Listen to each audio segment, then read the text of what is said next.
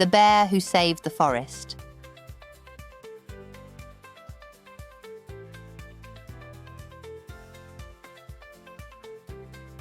In a big green forest, there lived a strong bear named Bruno.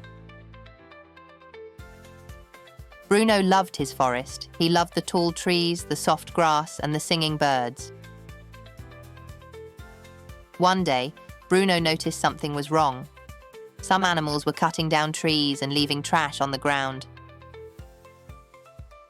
The forest was getting messy and the trees were disappearing.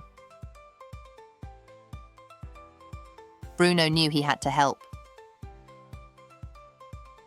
He walked around the forest and talked to the other animals.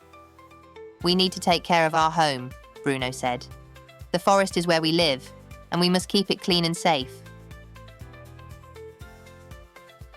Bruno started picking up the trash. He showed the other animals how to plant new trees. Soon, the squirrels, rabbits, and birds joined in. They all worked together, just like Bruno. After some time, the forest was beautiful again. The trees were tall, the grass was green, and the birds were happy. The animals thanked Bruno.